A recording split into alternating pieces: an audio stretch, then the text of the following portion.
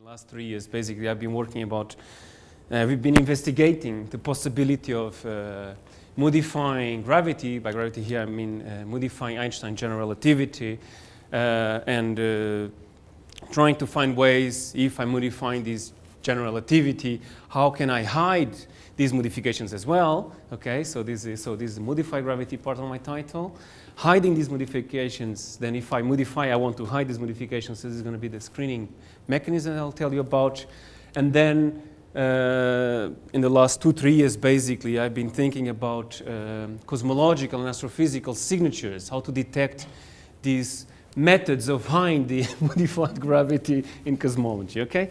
Okay, it's confusing, I know for the moment, but hopefully by the end of the talk, everything will be much clearer, okay? So I'll start with first a motivation, why someone goes into this business, okay? And after the motivation of Lorenzo yesterday, which he says is motivate on possible future experiments will detect something strange on your observation, so he motivated his theoretical work. I'm going to motivate you by something which is very real, you know, nowadays. So this is a big anomaly in our observations, okay? It's dark matter and dark energies, okay? So this is basically the major motivation for this kind of work of thinking about extending general relativity into something else, okay? And observations tell you that this dark stuff is there, okay? And this is not just some kind of just anomaly, you know, that you might think that might be there or might not be there depending on observations. No, many cosmological observations, astrophysical observations tells you that this dark sector is there, and these dark matter and dark energy are crucial components to explain a whole range of astrophysical phenomena, okay? So you don't need dark matter just to explain one particular phenomena, for instance, how stars rotate around the galaxy. You need dark matter and dark energy to explain a whole range of observations from the smallest scales, you know, like astrophysical scales like galaxy scales, all the way up to larger scales in our universe, like to explain temperature fluctuations on the CMB, okay? And this is not only for dark matter, but dark energy as well, you know? So you need these dark components to explain a whole range of different cosmological observations at a whole range of different scales as well, okay? And what is really interesting is that when you put all these observations together, they really converge. They converge to tell you, well, to a point where, yes, the universe nowadays is dominated by this dark matter and this dark energy. Okay, it's not that they will end up in different parameter space on the dark energy and dark matter plane, okay? So the evidence for this dark set is really overwhelming, okay? So there's something dark in there which we don't really know what it is, okay?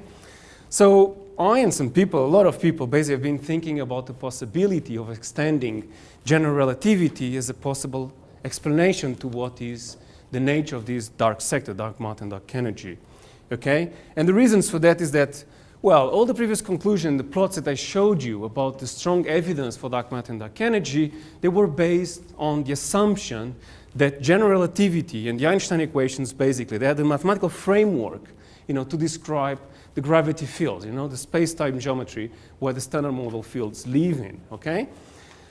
And in fact, one has never directly observed, besides via gravitational way, you know, the existence of this dark matter or dark energy, okay? In fact, we believe that dark matter and dark energy, they exist, okay? So we infer the existence of dark matter from the behavior of ordinary matter, okay, matter which is described by the standard model particle physics, on gravitational fields, you know, in particular photons, okay, because in astrophysics, basically, what you see are photons, no? And in fact, it's because photons, they do not really follow the geodesics we expect, okay, and do not really behave the way we expect, that we believe there's something out there on the gravitational fields which are changing the gravitational fields, okay, in order for us to match the observations, okay? So it's dark matter and dark energy basically comes from, we infer the existence from the behavior of ordinary matter on gravitational fields, okay? Now, we also know that gravity, we cannot really, there's no successful quantization process and formalism to quantize general relativity, and at least for me, gravity is really a weird and strange interaction, at least much more strange and weirder than the other interactions of nature, you know, which we understand very well, you know? It's the only interaction which is really weak, you know, like with respect to the others, so this come up with the hierarchy problem, for instance. It's the one which emerged from this link to the space-time geometry, okay, while the other ones, they have nothing to do with that, you know. So there's something strange or peculiar about the gravity interaction, okay? So with all these, I hope I motivated you to think that I'm not completely crazy to think about the possibility, okay, that maybe there is no dark stuff out there, but basically general relativity breaks down at astrophysical cosmological scales, okay, at some scales, okay? And by breaking down at some scales, I don't mean like really a distant scale, you know, but just like maybe Newton's gravity breakdown, well, Newton's gravity breakdown at strong gravitational fields or at high velocities, you know, like you need to upgrade Newton gravity to general relativity, maybe something similar happens to general relativity. You might need to upgrade it or to extend it when you go to certain regimes, okay? So, okay, so how do people go about this business of trying to explain the dark sector, first of all, okay? So if you assume the Einstein equations, okay, which I think most of you have, with maybe some exception to some bachelor students. So basically these are the Einstein equations, which tells that they link basically the curvature of space-time with the matter energy content of the universe, okay? So if you want to somehow explain the dark sector, dark matter, dark energy, what people usually do, they basically either they modify the dark sector, so they include a new field. For instance, if you want to explain dark matter, maybe you believe in supersymmetry, so the lightest supersymmetry particle, you say, okay, this is my dark matter candidate, so you include it on the left-hand side or the right-hand side of the Einstein equations, okay? And if you want to explain dark energy, you believe in, I don't know, string theories or some kind of extra-dimensional theory, so there are so many moduli.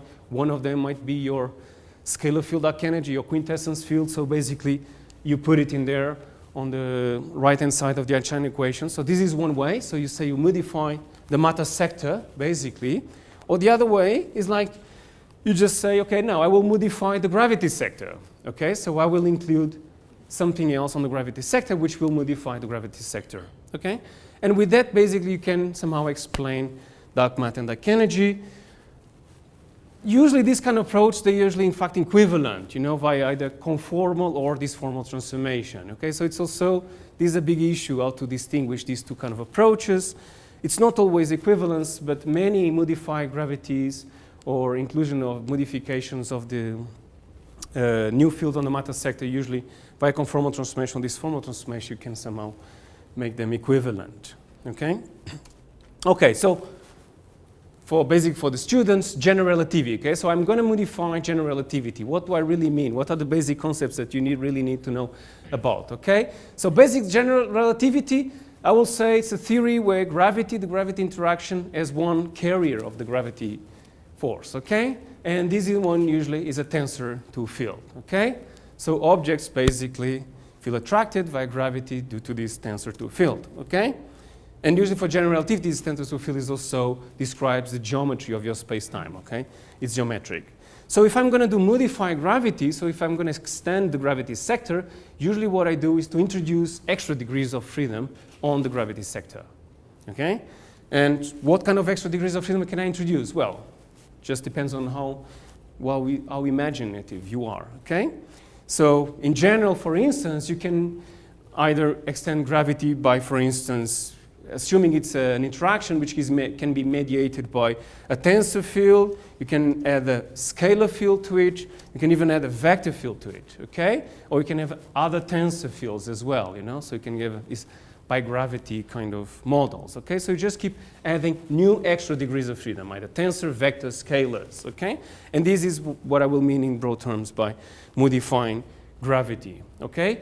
One way of seeing this and not giving up at least the metric structure of gravity is to think that, well, we still have one single space-time geometry, okay? So one way of looking at this, which I think is quite nice as well, is to look at the space-time geometry as a combination of the different bosons or carriers of the gravity interaction, okay? So basically your space-time geometry can be a combination of these carriers of the gravity interaction. Okay, so the standard model fields, they will live in some kind of combination, okay? So this one is a very specific one where it combines the scalar field, the vector field, and the tensor field to give you where the standard model fields live in, okay?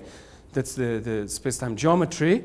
And this one I'm showing you here because I will just mention very briefly a modified gravity which was proposed in 2004 by Bekenstein, okay? So we propose this extension to general relativity, which would be an alternative to a dark matter particle candidate, okay? So instead of assuming there's a SUSY candidate for dark matter, basically says, okay, no, there's no dark matter, but I will do a modification of gravity. So in the case, this is like a tensor vector scalar theory for gravity, okay? And, okay, what I'm just going to show you quickly the Lagrangians for this series. So the tensor field basically is the usual Einstein-Hilbert Lagrangian, okay? That's just to reach a scalar. Then you have a Lagrangian for your vector field, okay, which is a bit different from the ones you guys are used to, okay? So it's a time-like vector field with the Lagrangian multiplier, okay? Then since you also include a scalar field, you have a Lagrangian for your scalar field. In the case of Tevez, you needed to introduce a free function.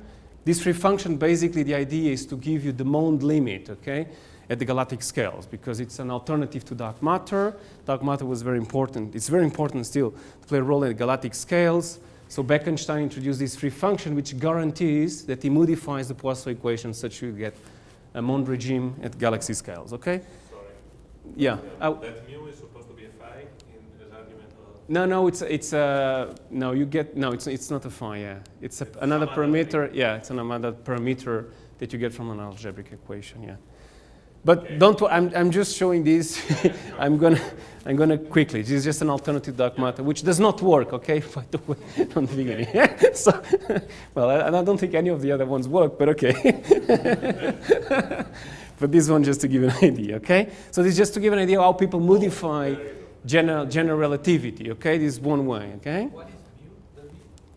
It's a parameter that you have to tune the way, in order to get Mond out of this, you know, you have to write down this very ugly, tune this very ugly function so that, in fact, the perturbations of your vector field, they behave as dark matter in certain scales. So mu is sort of a combination of a mu and phi? Yeah, and phi, yeah. And g mu. Yeah, somehow, yeah. But okay, so the thing about Tevez, you know, this is still on the motivation part, okay? So the thing about Tevez is that this is someone who thought about extending general relativity, okay? And with these kind of Lagrangians, you know, with introducing these fields, he could somehow explain the cosmological observations without the need to introduce like a dark energy field, like a cosmological constant, or a SUSY dark matter candidate, okay? Just by modifying the gravity sector, okay? So the whole universe, in principle, could be explained by these Lagrangians plus the standard model of particle physics. Yeah. What rules it out?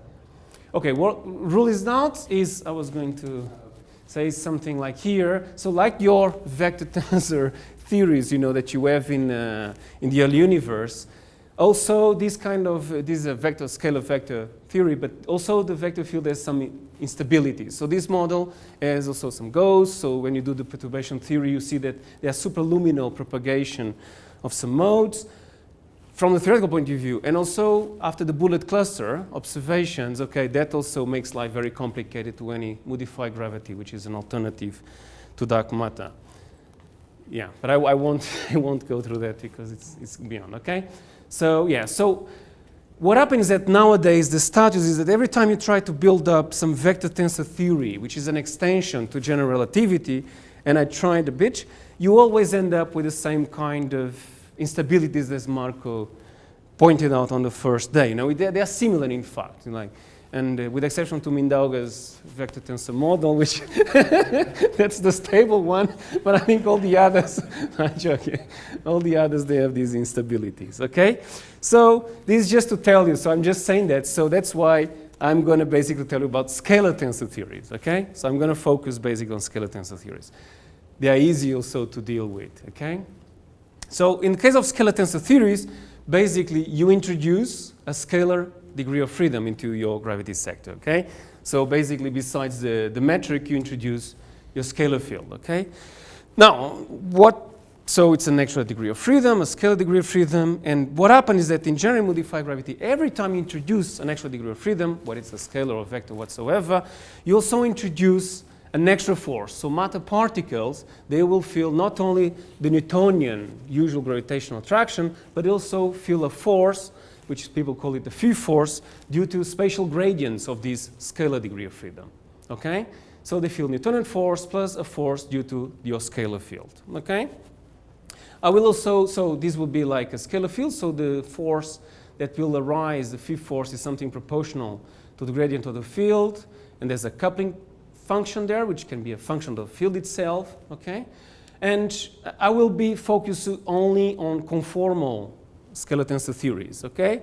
So, yeah, I will not go into these formal scalar tensor theories, but you can also have these formal scalar tensor theories. So the relation between the Einstein frame and Jordan frame is going to be like the conformal relation, okay?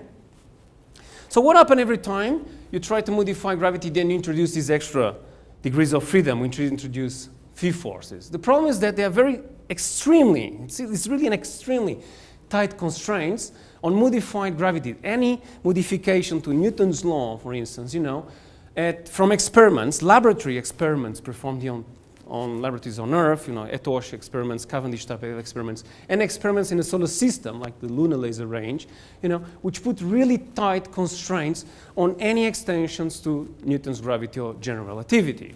Okay, so usually the people do the business of modifying GR. What they do is that, okay, since they are limited here at the small scale, solar system and below, they usually do business of modifying gravity at kiloparsec scale. So this is going to be galactic scale. So for instance, people work on Mond, modification to the Newtonian dynamics. Or if you want to explain dark energy beyond the cosmological constant or scalar field, they also will modify gravity at gigaparsec kind of scale, okay?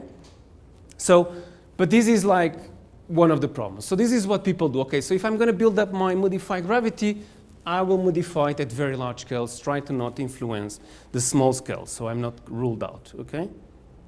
And yeah, so just to give an example of how people do that, for instance, try to modify general relativity as a possibility to explain the universe acceleration nowadays is a very simple one, is to introduce these so-called F of R gravities, okay? So F of R gravity is basically gravity theory, which basically has some corrections to the usual Ricci scalar, to the usual Einstein-Hilbert action, you know, some power laws.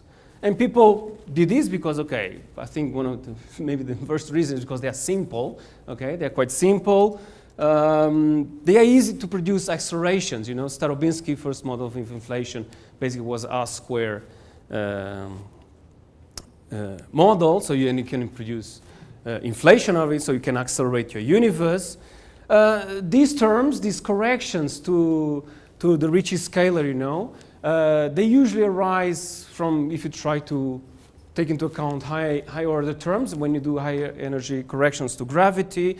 Of course, they don't need to be only based on the Ricci scalar. You can have other curvature invariants like Riemann tensors, Gauss-Bonnet terms, etc. But they should arise usually when you try to quantize gravity or if you look at gravity at very high energy scales. And they also, people have been using them because they have usually particular cases of a much general context of scalar tensor theories. And so if scalar tensor theories, then you have moduli, so in extra dimensional kind of theories. So they have exist, okay? So just to give you one particular example, people considered was to modify general relativity by adding, for instance, this 1 over r term here, okay? And at the moment you add this 1 over r term here, basically you're producing a negative pressure, okay? If you have a negative pressure, and if you know a bit of general relativity, you know that basically you can make the universe to accelerate, okay? The fact that it is 1 over r term, it means this term here, which creates a negative pressure, will dominate the dynamics of the universe at late times when the curvature is really small, okay? So the early times, it's this term. When the curvature is large, as the universe expands, curvature becomes very small, so this 1 over r term will dominate, okay? You have this negative pressure, universe accelerates, so everybody was very happy for some time to have these kind of modified gravities as an explanation for the acceleration of the universe. Yeah? So you also, then in this model, you have more than one scale to consider, right? Because at solar system scales R is also large. Yeah. And so you have two, so you have cosmological scales and astrophysical scales. Yeah. I will come back to that. Yeah, I'll put them things together. I'll put them things together. Yeah, in the next slide, in fact, in 2 slides. So so people were very happy at the beginning because okay, now we can explain dark energy without being worried about the cosmological constant or dark energy or whatever. But this was okay for some time, you know. And when cosmological observation, in fact, they were not so good, okay? But now, with the influx of data, especially after Planck, things changed a lot, okay? And just to give an example, so if you consider, for instance, you ask the question, okay, how much can we deviate from general relativity at cosmological scales, you know? How much does the data allows you to add a correction to your Einstein-Hilbert action there, Lagrangian, okay? How much? Just from the data point of view, okay? And you can use, for instance, the supernova luminosity distance relation, okay? So, and here using supernovae, and when you plot like how much can the values of beta and alpha be, okay? So how much you deviate from the Ricci scalar Lagrangian from general relativity, you can see that you can produce an accelerated expansion of the universe, okay? Yes, that's fine. This is the kind of an f of r gravity. And the data from supernova basically tells you that alpha and beta needs to be in this region here, okay? And the cross there basically is lambda CDM. So that's general relativity with the cold dark matter and the cosmological constant, okay? Now with supernova, say, okay, well, we have a quite nice region. It's not very constrained. But you start to put, yeah? The axes are log, linear? No, these one are linear, but they are, yeah, these are some kind of dimensionless kind of constants, yeah. So where is... so Lambda so CDM is alpha there, equals okay. 0. Where do we get alpha is equal to 0? The what? No, it's 0, so beta 0. Basically, this becomes a constant, which alpha is the cosmological constant, yeah. So that's why beta equal to 0, yeah, it's a cosmological, it's R plus a cosmological constant, yeah. Where this alpha is not, cosmological constant is not -4, but these are some dimensions of the cosmological constant, yeah? Okay, so this is here, cosmological constant there, okay? Yeah? So now when you start adding, for instance, the Mota power spectrum, okay, from galaxy surveys, you see that the parameter space has already decreased.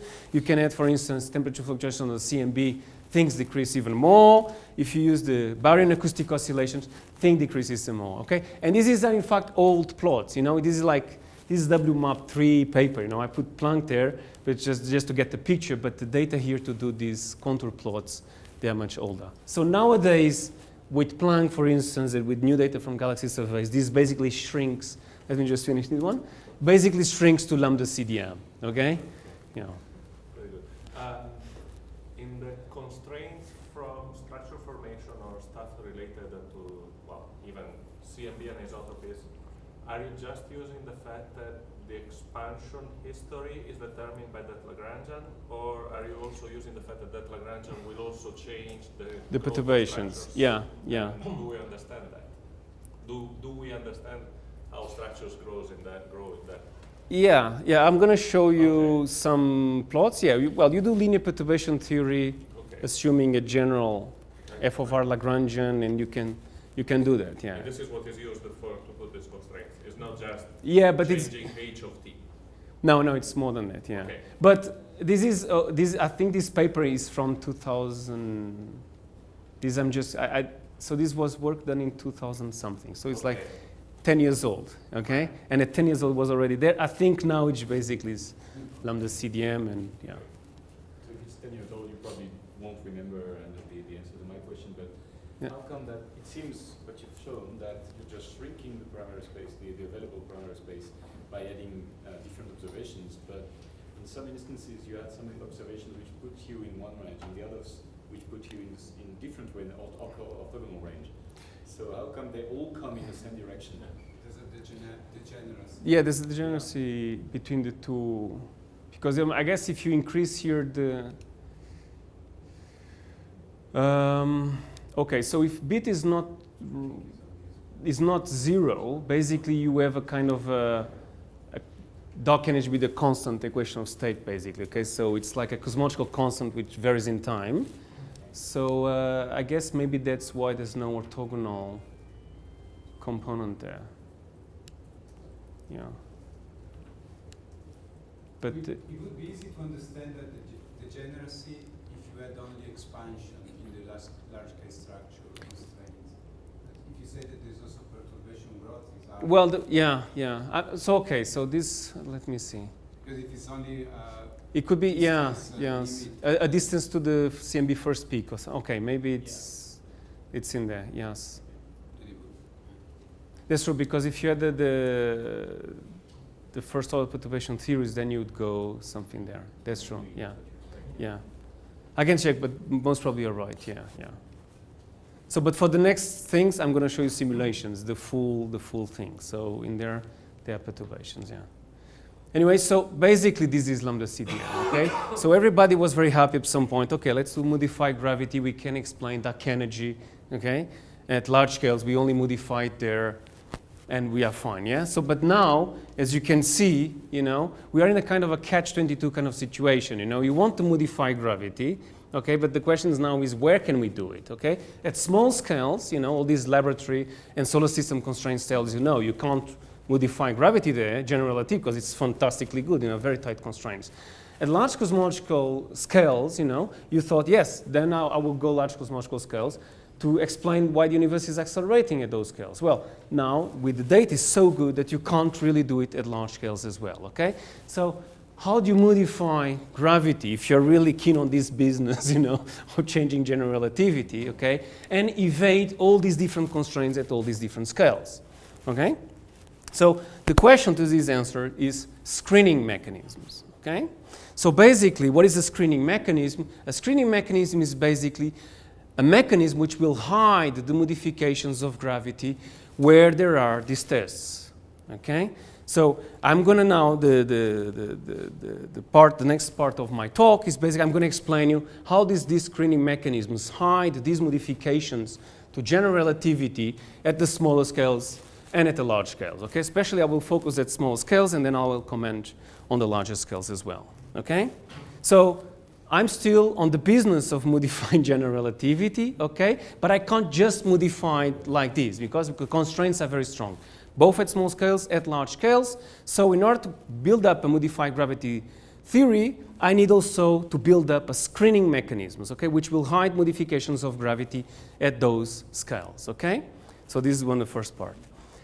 And yeah, and then my third part of the talk, basically, as you'll see, I will manage to embed a screening mechanism in my modified gravity, so I will hide the modifications of gravity within these experiments. And then a third question comes up, is that, okay, I don't want a theory which is so good that passes all the tests and there's no signatures, yes? Then I have to break up my head, you know, trying to find a way of finding signatures, okay, of this screening mechanism into the data, okay? But hopefully everything will go smooth and you will understand it's worth doing it, okay? Okay, so what are the key elements to have a screening mechanism embedded in a modified gravity? Yeah, so as I said, I'm going to work with scalar tensor theories, okay? So I'll have the usual Ricci scalar for the Einstein-Hilbert action, okay? I'll have a scalar field, canonical scalar field, okay, only, okay? And I'll have a conformal coupling between the scalar field and the matter fields, okay? So this is basically the Lagrangian I'm going to use. Now, every time I introduce a scalar degree of freedom, okay, which is coupled to my matter particles, I also introduce a Yukawa correction to my Newtonian potential, okay? So as you know, particles, they'll feel gravity. So on the Newtonian regime, basically they feel a Newtonian potential, which is proportional to gm, the mass, divided by the radius, okay? So since I'm now introducing a fifth force, this extra scalar degree of freedom, I'm introducing basically the Yukawa correction there as well, okay? And this Yukawa correction, well, it's simple to compute, but basically has two parameters in there. One is this parameter alpha, which is basically decoupling. So it's a parameter which gives you the coupling strength between the scalar field and matter, okay? And the other one is basically the range of your extra degree of freedom, okay? So basically this will give you the range of your fifth force, okay? So introduce this scalar field. The scalar field creates a fifth force, and this fifth force has a range, okay? A range beyond it, basically this degree of freedom does not propagate, okay? So basically this is the range. And that's why for scales which are beyond the range of your scalar degree of freedom, basically this Yukawa correction decays as an exponential, okay? So it doesn't feel the forces in there, yeah? So, and those parameters appear in the scalar potential or in the second order direction? I will show you, yeah, I will show you that. Yeah?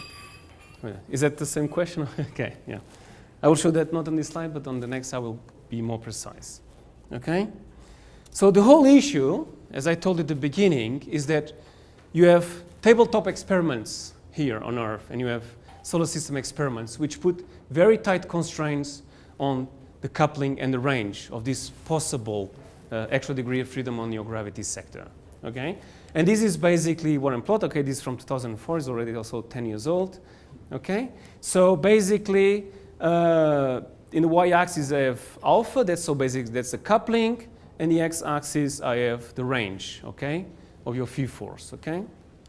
So, and what you can see from this plot is the following. So, if you want to modify general relativity and have an impact at very large scale, so if you want an extra scale degree of freedom, which has a huge range, you know, like almost massless, if you want, then you go to this regime where the range is very large, okay? But this is excluded from experiments, so the only allowed region is the blue one. So it means that you need to have couplings between the scalar and matter very, very small, 10 to the minus 4, okay? So these are scales where basically gravity, you know, in Planck units, gravity couples is alpha equal to 1, okay? So you have at least 10 orders of magnitude smaller than gravity if you want to have range of order 10 to the minus 2 meters, which is not a lot. Like, so if you go there, you really have to go down almost to no coupling at all, okay? So, as you can see, this is already putting making my life a bit difficult, you know, because I want to modify gravity to explain dark energy, very large scales, but then my field seems to be, I cannot really go, have a very long range interaction. Oh, yeah. Sorry, in practice, the experimentally excluded region goes all the way to what distance? Okay, the local experiments, they do not go a lot. Yeah, but then you'll have the cosmology and astrophysical afterwards. Yes. Yeah, this is just so like theoretical excluded. Yeah, Exclusion, yeah. Not actual experimental excluded. No actual experiment excluded. Yeah. And then, but you can say, okay, but if I'm modifying the gravity sector, introducing an extra carrier of the gravity interaction, okay, I want the coupling between this extra scalar degree of freedom to be the same order as my tensor field. Okay, I don't want to introduce another energy scale onto my gravity sector. It's already very weak, the tensor. If I'm going to have another coupling, another degree there, which even lower, I'm going to even screw up more the hierarchy problem. You know? So I want an alpha, which would be large, at least with the same order of magnitude as gravity. So I want an alpha of order 1. And, yeah? Maybe it's a very naive question, but you say that you will do a screening mechanism. So will it change this? Yeah, it will change it. Yeah, I'm just explaining the constraints. Yeah. No, it's okay. As I said, like I have to balance between people who know a lot of these things and the students who are on the bachelor degree. So I know you might get bored sometimes. Yeah. So I'm just explaining what are the constraints, in what parameters, and then I'm going to tell you how to change this. Yes, I'm going to show. No, it's okay. Okay. But basic experiment says if I want a new carrier in the gravity sector with a strong coupling, basically the range of this field needs to be very small, okay? So it needs to be a very heavy field, in fact, okay? Because the range is inversely proportional to the mass. So I need a very, very heavy field. So the gravity is basically massless, and now I'm changing the gravity sector, introducing a very heavy field. That's also, I'm creating problems with the scales, okay? So I've kind of here of a problem, okay? So just to give you an idea, if I want a scalar degree of freedom with a coupling of order 1, like just this is Planck units, then the range has to be smaller than 0.1 millimeter. Okay? So what do the screening mechanisms do? Whatever they will do, one thing they will have to make it is that this coupling, okay, this coupling and this range, they will need to be quantities which are not fixed. They're not constants, but they need to be scale-dependent quantities. Okay? So this is basically what screening mechanisms will do, okay? So if I have an extra degree of freedom on the gravity sector, which couples and has a range, okay? And if I want this extra degree of freedom to play a role at cosmological scales, to be a dark energy, for instance, okay? I need to make it such that the coupling and the range of this new field changes with scale, okay? Now I'm going to tell you how to do it, yeah? Briefly. Okay. So, but the bottom line is screening mechanism will make the coupling and the range of your field scale dependent. Okay, so it means the coupling constant is not a constant anymore. Okay, which is maybe a strange concept for particle physicists, and the range, which is the mass of your particle, okay, is not going to be a constant anymore because the mass is inversely proportional to the range. Okay, so as long as you can live with it, it's okay. Okay, so how do we do that in practice? Okay, so I'm going to just show you a model proposed, which will basically make the range of your fifth force basically scale dependent. Okay, so this is the range, this is the quantity I'm talking about. Okay, so same Lagrangian. Okay, from this Lagrange you can get the Einstein equations and the equation of motion for your extra degree of freedom, your scalar field. Okay, this is just Klein-Gordon equation, but in this time, the Klein-Gordon equation, you have an effective potential, okay, in there, which basically governs the dynamics of this field. Okay, the effective potential has two parts. One is a self-interacting potential. Okay, this is the one you choose from your theoretical model, and then one is a coupling, this conformal coupling to matter fields, okay, which in this case it's chosen to be a dilaton kind of coupling, okay, just an exponential, and rho is basically the matter density, okay, because this comes from the when you calculate the energy momentum tensor, it is basically the matter density, okay. So this is what happens. So the scalar field will be governed by this effective potential. So now what is the mass of my scalar field? What is the mass of this extra degree of freedom? Basically the mass is basically proportional to the second derivative of my effective potential when the field sits in the minimum. Okay? That's where we define the mass, and the range basically is inversely proportional to the mass. Okay? So this is the way it is. So how do you do this in practice? Basically in practice, this is a way of screening modifications to gravity proposed by Justin Corey and Amanda Veltman in 2004, and they called it the chameleon screening mechanisms, okay? And you'll see why. Basically, this screening mechanism, your coupling constant in your theory is a constant. It doesn't change, okay? And usually we put it equal to 1 to have the same energy scale as in your gravity sector. But basically what will change is the range or the mass of your scalar field, okay? How does it change? Well, the way it changes, again, the effective potential, basically, is what's going to give you the range of your fifth force.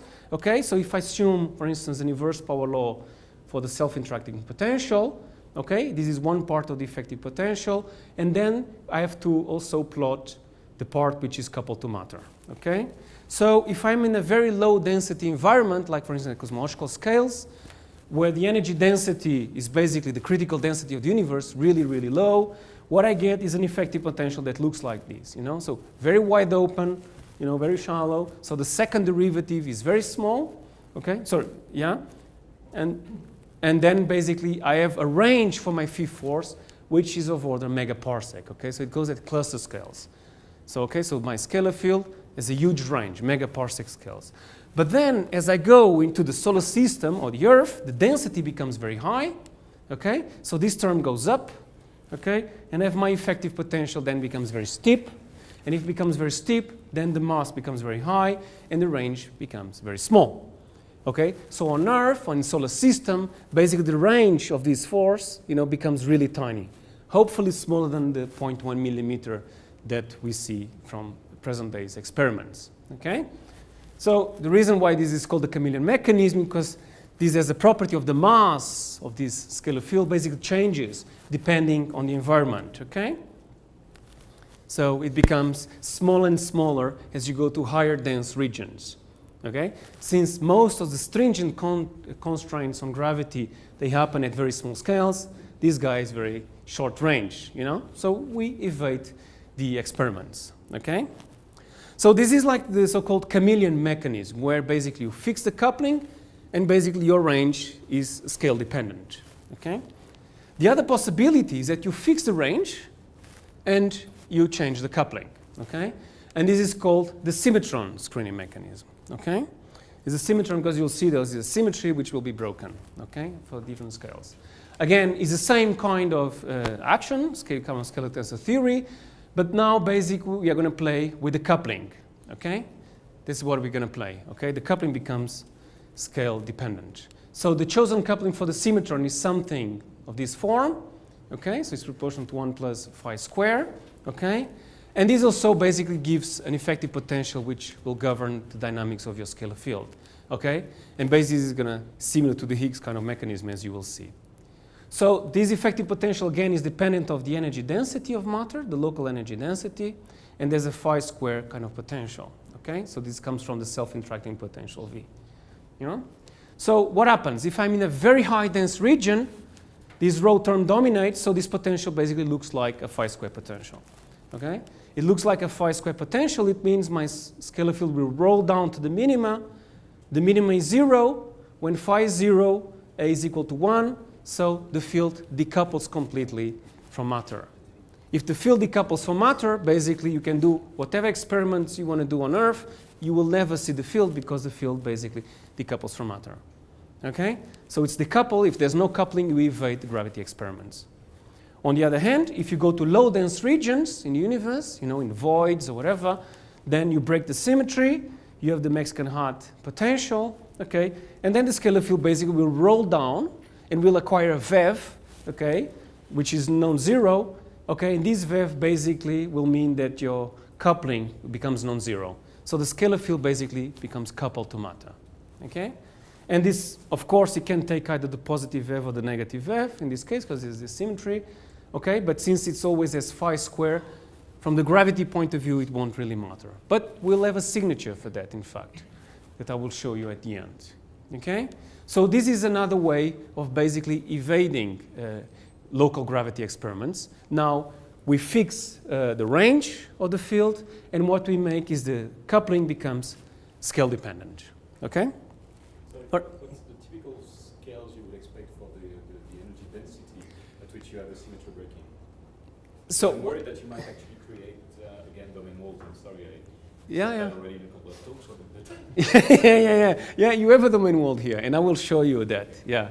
At the end, basically my last 2 slides, well, I think 2 after, but I'm not sure if I'm going to have time, but I will promise I will show you the domain walls for that. Yes, you're right, absolutely. Yeah, okay.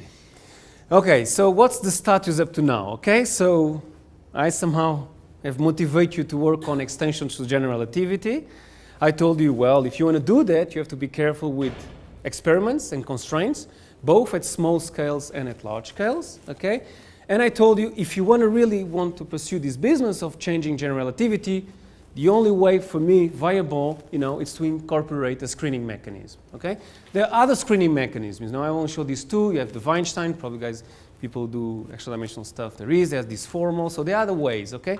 But I'm just going to show you these 2, okay? So if you want to do modified gravity, these guys need to exist, these mechanisms. Otherwise, it's a very, very fine-tuned extension to general relativity, okay? Now, okay, so I built up this beautiful extension to general relativity, which has this mechanism which hides everything, so it's really valid. My question is, okay, I want to do physics, and I want to do something like string theory, which has basically no predictions, okay? I want to see signatures of these theories somehow. I want to test them. Otherwise, I'm just basically doing philosophy almost, okay? So how do I test these theories, okay? Sorry, yeah.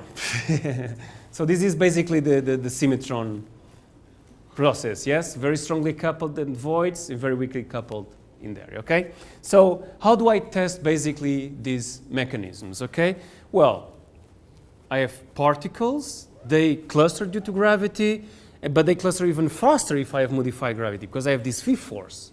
Okay, so the first thing to look is, I can't do experiments on Earth because the screening mechanism will hide everything, but maybe I can look at the cosmos, where usually the coupling is much stronger, the range is stronger, okay? So let's look at astrophysical phenomena. Let's look basically at structure formation, okay?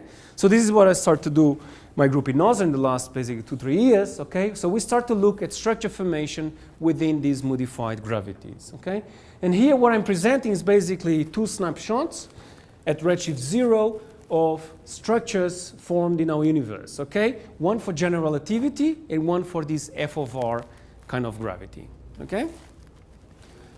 So the first thing you can realize is that at very large scales, there isn't much difference, yeah? You can't really distinguish. Very large scales in this f of r gravity is pretty much the same as general relativity, okay? And the reason is because in these f of r gravities, you have embedded a chameleon mechanism, okay? So this is in particular the Wu-Savicki f of r gravity, for those who know what it is, okay? So this is an f of r gravity which I've embedded, well, Wu-Savicki has embedded a chameleon mechanism, so evades local gravity experiments, you know, and at very large scales, okay, also looks like general relativity. Why is that? It's because the range of this fifth force is about megaparsec scales. Okay, so changes in gravity beyond the megaparsec scale, the extra degree of freedom does not propagate. So you don't see any modification to general relativity above, like, I don't know, 50 megaparsec, 100 megaparsec, or even larger scales, okay? So it's very similar. Solar system, you also don't see any differences. What you will see, well, in scales which are around megaparsec and kiloparsec scales.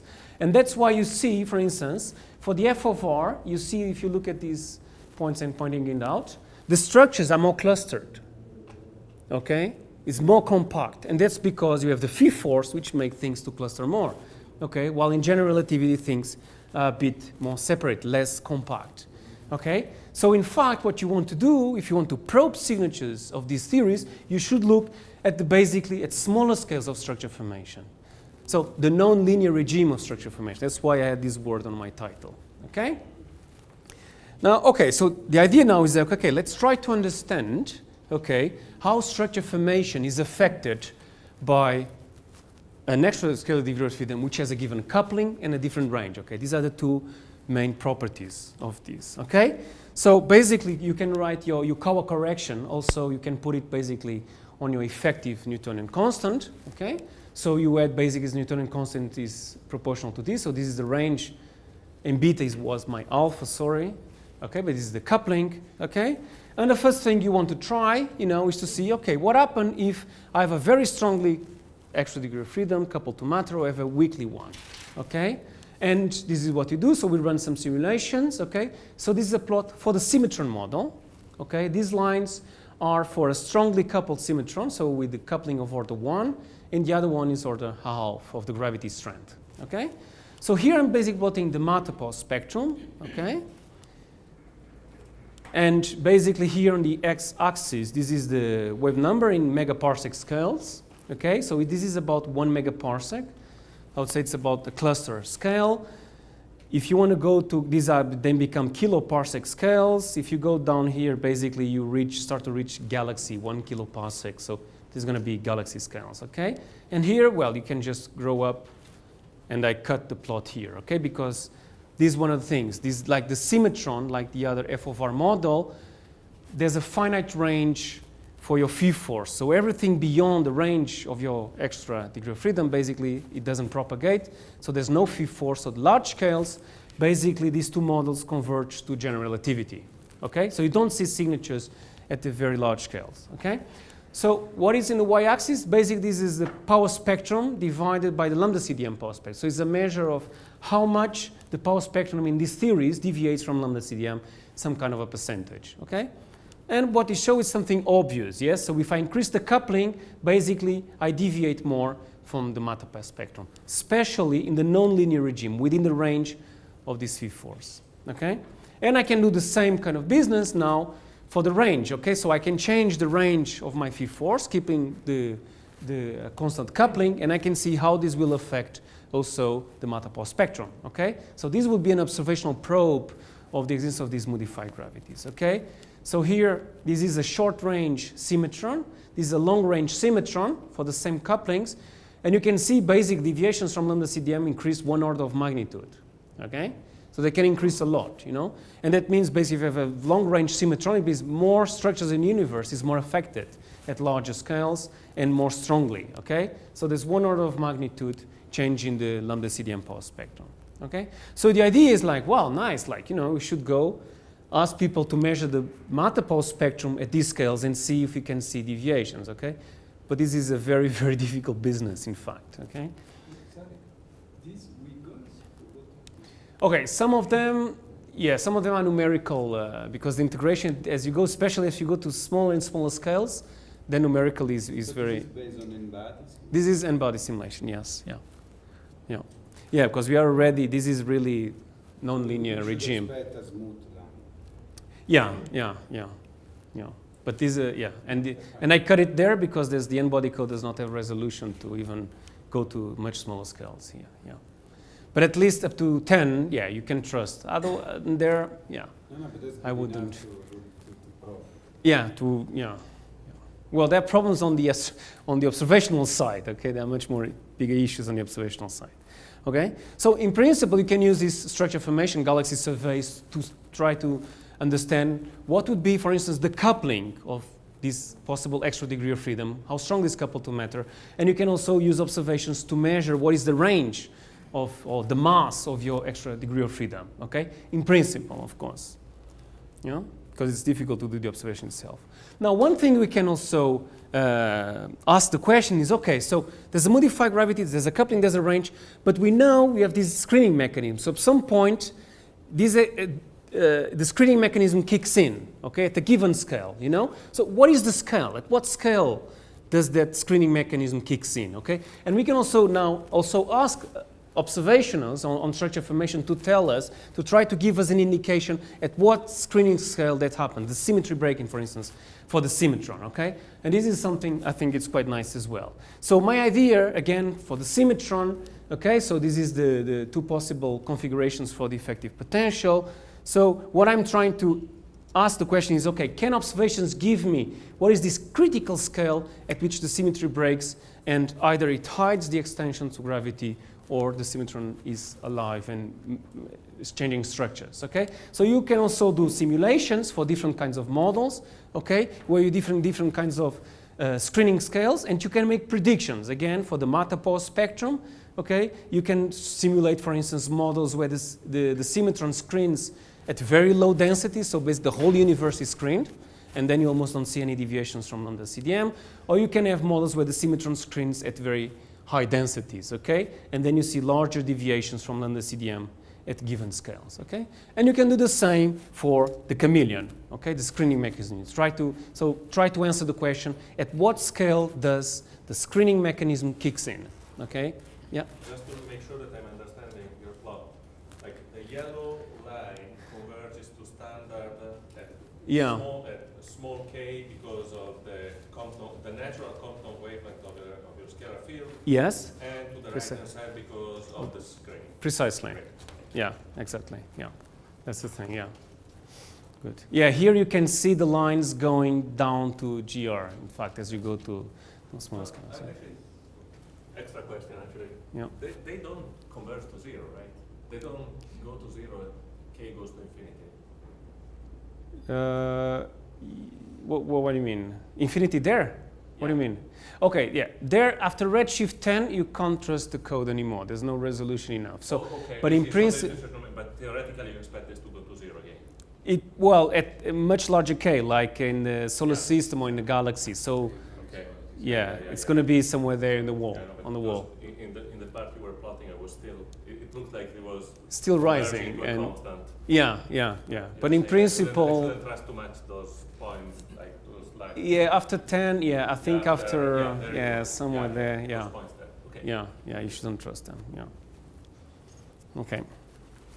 Okay, but in principle, then structure formation can tell you like what would be the screening scale of these. You know, so you can use observation to try to give you some information about your theory. Okay.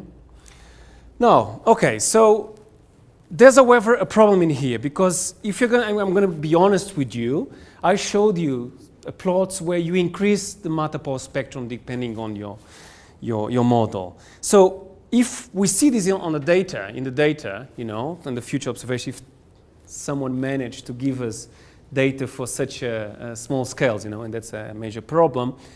Even if we see that, what we can just be sure is that, okay, there is gravity beyond general relativity if we fix all the other problems with baryons, etc., etc. Okay? The problem, this is not an indication of screening mechanisms. You get, because I can just build up a modified gravity model which does not have a screening mechanism, so there's no coupling or range-dependent scale, which basically has a fixed range, so it converges to general relativity at small scales, you know, but will blow up at some point, I don't know, at small scales in local gravity experiments, okay? Or just fine-tune that it does not, okay? But just from these global observables like the Mota spectrum, there's no indication of a screening mechanism, okay? So my aim then is like, okay, I found somehow a way of detecting modified gravity, but I'm interested now, is there a way of detecting the screening mechanism itself, okay? What observations can give me a smoking gun that there is a screening mechanism embedded in these theories, okay? And this is next part. So screening mechanisms, if there's a modified gravity which has a screening mechanism, basically you lead to violations of the equivalence principle, which will depend where you do these experiments. Okay? If you do these experiments on Earth, there's no modified gravity, so you won't see violation of equivalence principle. But if you see the same experiment somewhere in a void, then you should see violation of the equivalence principle. Okay? So how do we do that with astrophysics? Okay, I'm a cosmologist, so I'm thinking about that. Okay? Well, equivalence principle, basically I need to somehow measure gravitational mass and inertial mass. Okay? How do we measure masses in astrophysics? Well, one way to do it is via gravitational lensing. Okay? I use lensing to infer what would be the mass of my object in there. Okay? So in these scalar tensor theories, which are conformally invariant, the lensing mass, okay, is just the same whether my real theory is general relativity or a modified gravity due to conformal invariance. Okay? Because photons basically are not affected by these conformal scalar tensor theories. Okay? So lens is just a pure geometrical effect. That's what Tiago basically was telling us when he was when he told us about the way of measuring the shear, etc. Okay? It's pure related to geometry. It's not related to the fact that there is an extra carrier of the gravity interaction. Okay? So the lensing mass, if I'm going to use it, it's going to basically give me the same answer, whether it is general relativity or modified gravity. But there's another way of measuring, okay? There's another way of measuring the mass in astrophysical objects. And the other way is using dynamical methods, okay? So I'm going to call it the dynamical mass, okay? So basically the way they do it is like try to infer, for instance, the mass of the sun by measuring how planets rotate around it, or measuring the mass of a galaxy by measuring the galaxy rotation curves, you know? So stars rotate around, or measuring the mass of a cluster, etc. Okay? And basically this rotation of the components of the object, the system I'm trying to measure, basically is proportional to the acceleration they feel. Okay? Yeah? So the acceleration in modified gravities, okay, there will be two contributions, one from the Newtonian acceleration and the other one from this phi force. Okay? So the dynamical mass that the mass that I will infer an object via dynamical methods will have two contributions, the Newtonian one and the phi force. Okay? So in general, in modified gravity models, the dynamical mass will be different from general relativity. So the mass that I will infer will really depend on my theory of gravity in there. Okay? Now, my aim is to get smoking guns of screening mechanisms. Okay, so I just do not want to go and measure the dynamical mass. Okay, because that's just give me again modified gravity. I want to get screening mechanism. This is what I'm aiming for. Okay, this change on the behavior of gravity. Okay. Okay, I'll do it quickly. Okay, so if I'm going to measure an object, okay, which, for instance, the mass of this galaxy, which is very close to a huge cluster or a huge object, this object will be screened. So my measure of dynamical mass is going to be the same as in general relativity. While if this object is in a void, then my dynamical mass is going to be different from general relativity. Okay, this is due to the screening mechanisms. Okay, so this is one way of saying. Okay, so my dynamical mass depends where the object I want to measure, whether it is close to a huge cluster of galaxies, for instance, or where it is in a void. Okay, now there's more. If I'm going to measure the mass of a cluster, okay, itself, it depends also how big is the cluster, because a very big cluster usually is very massive, the density is higher, so the phi force also gets screened. While a smaller cluster, you know, like 10 to the 12 solar masses is a small one, 10 to the 14 solar mass is a large one. In the 10 to the 12, the density is not high enough, so the phi force is very strong in that cluster. Okay? So the dynamical mass depends where I'm measuring the mass of halos, for instance, you know, whether they are big or whether they are small. Okay? So how does it help me to get a smoking gun for screening mechanisms? Well, I'm basically going to compare, dynamical masses with lensing masses. So my idea is let's look, the ideal, which you cannot do in the universe, okay, is let's look at an object, you measure the lensing mass, and then you measure the dynamical mass. And if it is in a low dense region, probably you'll see a difference, because dynamical mass will not match with the lensing mass. And then principally, if you could get that object, take it away and put it on, for instance, somewhere else in a high dense region in a void, you do the same experiment, the same measurements, and you see, for instance, they're the same or different. Okay? Of course, with the Cosmos, we cannot do that. With simulations, you can do that. You can play a bit. But you don't really need to do that, in fact. What you can do is you can try to do lensing masses measurements in superclusters and try to do lensing mass and dynamical mass measurements in voids. And you compare them and you do some statistical analysis in many of these systems. And in principle, you could get some statistical significance for that. Okay? But so this is the idea. So it's to basically compare lensing mass with the dynamical mass. You define a dimensionless quantity, which is basically the ratio of these two, okay? And you do measurements, okay, for different clusters of galaxies in the universe. So in GR, you should always get 0 because the lensing mass is the same as dynamical mass. In F of R gravity, basically, this value goes from 0. If, for instance, you do these kind of measurements in a high dense region where the field force is screened, and goes to 1/3. And that's the maximum value for the coupling in F of R gravity, because in F of R gravity, the coupling is square root of 1/6, something like that, okay? And if you have symmetrons or general chameleon models, it can go from 0 all the way up to 2 beta square, okay? I'll be quick. Okay, so this is what we do. Unfortunate observations are not there, okay, yet, hopefully. They will come. So we do this with simulation. So we have simulated many structures in the universe, and then we start to do lensing and dynamical mass measurements of halos in different parts of our simulation, okay? And so this is basically the log of this quantity, okay? And the axis basically is the radius from the center of your cluster, okay, to the outskirts, okay? So this is in the center of the cluster, this goes to the outskirts of the cluster, okay? So usually the outskirts of a cluster, the density is lower, okay, while in the center of the cluster, galaxy clusters, the density is much higher, okay? So usually the force screens in the center of the cluster, okay?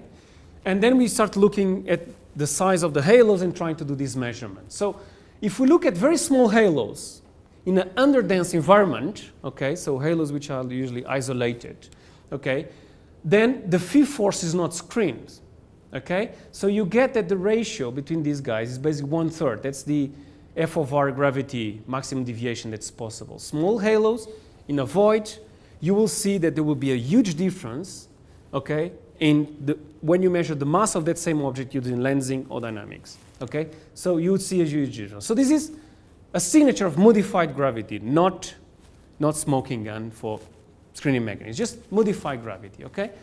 Now you can play this game, and I'm going to this case first. So if you're going to look large halos in a very dense region, then you see the difference between dynamical mass and lensing mass is 10 to the minus 6, 10 to the minus 4. Basically, is 0, because these are maximally screened environments, okay? So you don't see any modified gravity.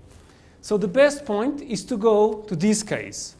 So to look for large halos, okay, for instance, in very underdense regions, like it would be nice to see in voids or, something like that. Because in there, you have the screening mechanism. Because, as you see, this one is a straight line. This basically is also straight line very close to 0. But what you'll see here is really a clear signature of the smoking gun for screening mechanism, which is, if you're going to measure the mass of a galaxy in the center of your cluster, since the density is so high, you don't see any deviations from general relativity. But as you go to the outskirts of the cluster, okay, where the density becomes lower, then the field force starts to rise. And then you start to see that deviations increase. So this kind of profile, radial profile, this would be the smoking gun of a screening mechanism in modified gravity. It's more than just modified gravity. So I will jump now to the domain walls of Patrick. How many? 10 minutes? So, yeah, it's okay. So I might even show something for the other people. So, okay, so Modified gravity. So there are some astrophysical probes which can somehow give you an evidence for modified gravity. This one that I showed you can give an evidence maybe for screening mechanisms. Now, it would be very nice to also try to answer the question, okay, but what is the screening mechanism?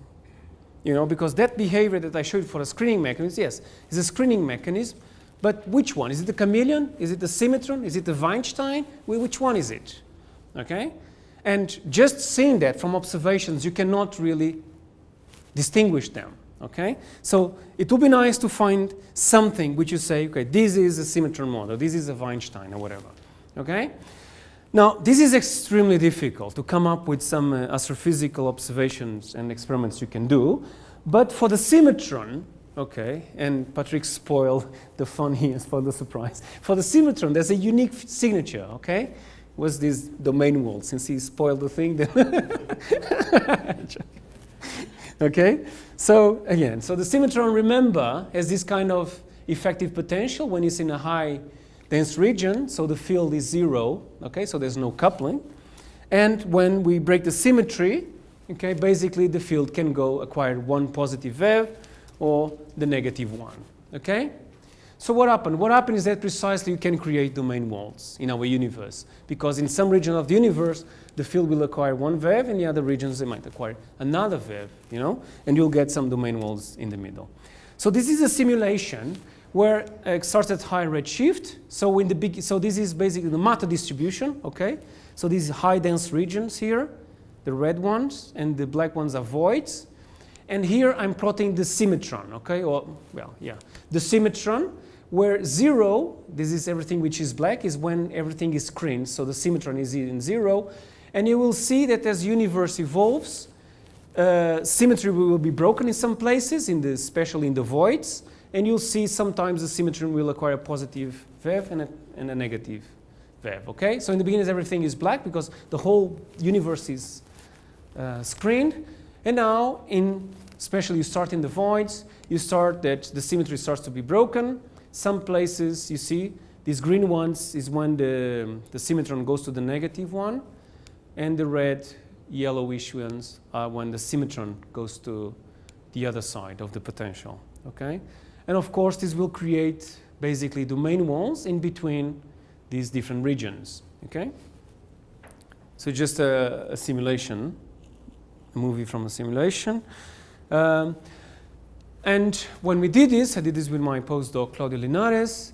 So when we did this, the first thing, wow, we have domain walls, okay? Well, if you have domain walls, then we probably can put some very strong constraints on these models, because basically structure formation might be screwed up completely, you know?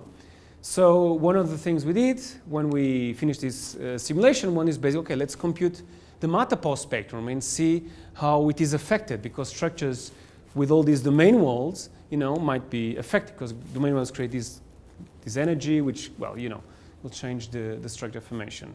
So I'm trying to see if the movie finishes. You know?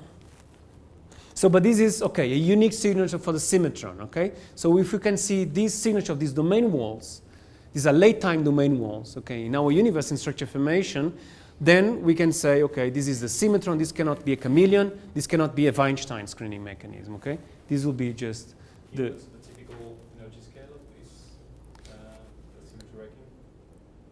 The energy scale? Yeah. Well, you fine-tune, it's very small, okay? So you fine-tune this such that the symmetry is broken in energy density which are similar to the galaxy, our galaxy.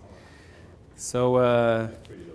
yeah, it's very low. You don't have the usual CMB constraints, all these kind of things. No, no. These are also very little time. And even at, in structure formation, so this is, you're always spoiling my...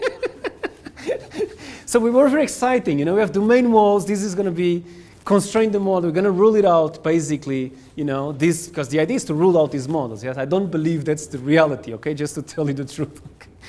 I'm kind of a lambda CDM kind of guy, to tell you the truth, okay? So, well, the idea is, okay, let's rule out these models to 3D effect from CMB or structural formation. The problem is that these domain walls, they really have very low energy, okay? So they don't affect so much structure formation. And the main reason was the symmetron plays the role of a dark energy candidate. You know, dark energy is very low energy, the symmetry break is very low, so we don't really can trap enough energy within these domain walls. So when you look at the global power spectra, you see the deviations from a chameleon type of symmetron, and the symmetron is 0.02, so you cannot really distinguish, you know, between one and the other. Of course, you can do a bit better, you know, which is try to look at the local power spectrum, to the local power spectrum, okay, and trying to measure it in some regions of the universe where you hope there's going to be a domain wall going through, okay, and in there, since there's a domain wall, deviations will occur, okay? Because the domain wall still has some energy to move the particles around in your simulations or in the cosmos itself, okay, but still it's like 1% deviations. Okay, so it's really, really low. Okay, so these domain walls, unfortunately, they do not have enough big impact, at least in large-scale structures, you know, to really be used as a way of try to answer the question. Okay, what is the screening mechanism that this modified gravity has? Okay, and now I have 5 minutes, or is it 5 minutes after? No, it's 5 minutes. Okay, okay. So I'll just finish, and this is for the guys here, you know. So I have to show you a coupling to F square. Okay, this to you. Okay. So yeah. So in this case, what I'm doing is again, this is a symmetron model, in fact. So it's a modified gravity model, where now I explicit couple my field to F square. Okay. So the other ones, they were like, since you couple basically the field to the energy momentum tensor, photons are relativistic, so you couple to the trace of the energy momentum. So they didn't exist. But here in this case, we look, okay, let's have a coupling, explicit coupling to F square, and what would be one of the consequences for alpha, the variations of the fine structure constants, so coupling constants, okay? And this is because, okay, I worked a bit on varying alpha, and these people who collaborated with me, especially Carlos Martins, he's involved on these varying alpha kind of observations, trying to measure variations on the fine structure constant, okay? Well, the reason why I was interested to look at this is because maybe if these variations on alpha are again measured with some more accuracy and better, I don't know if they will happen or not, but if there's an evidence for variations in alpha from the future experiments, they're using ALMA and Keck and some other telescopes, so I don't know if it's going to happen or not, probably not. But okay, if they happen, then what would happen if you have a modified gravity with an explicit coupling to photons, okay? Well, if this modified gravity has a symmetron screening mechanism, then the screening mechanism, the fact that the value of the scalar field changes with the environment, you not only have time variations on your alpha, on the fine structure constant, but you also have spatial variations. Okay, just because we have these screening mechanisms, okay? Because your alpha basically is a function of your coupling. I'm choosing a coupling like the same coupling as I have to matter. Okay, so this scalar field will have a different value on Earth and a different value on a void on a cluster of galaxies, okay? So I can somehow simulate how the universe would look like in terms of variations of the value of alpha, okay? So if this is at redshift 0, this is the value of alpha plotted on in the same way as in the spherical, like for the CMB. And basically the blues, these are regions which are highly dense regions, okay? So the scalar field sits in the minimum of the potential, so it's 0. So you don't see any variation of alpha, basically. And in the lower dense regions of the universe, then you see a different value of alpha, okay? We somehow keep it the constraints by the Murphy et al. And the Webb et al. Papers about 10 to the minus 5, 10 to the minus 6, okay? And you can look these kind of signatures at different redshifts because they claim they have been looking at quasars up to redshift, I don't know, even 5 or whatever, yeah? So, but we look at higher redshifts. The problem is that for symmetron, if you go to much higher redshift, the universe becomes very dense. So dense that the whole symmetron field is, the symmetry is restored, so the whole universe is screened, basically, okay? So there's no point looking at much higher redshifts, okay? But okay, so what we did is that, okay, so if ALMA and the extremely large telescope, if these guys start to do observations on spatial and variations of, I'm finishing, yeah, my last slide for the conclusions, then maybe we can even use these measurements of the variations of the coupling constants for electromagnetism to put constraints even on modified gravity itself, okay? So we can use alpha to put constraints on these kind of models, okay? All right, and I think I can finish. I'll leave you just with a summary somehow, I hope, and thanks a lot.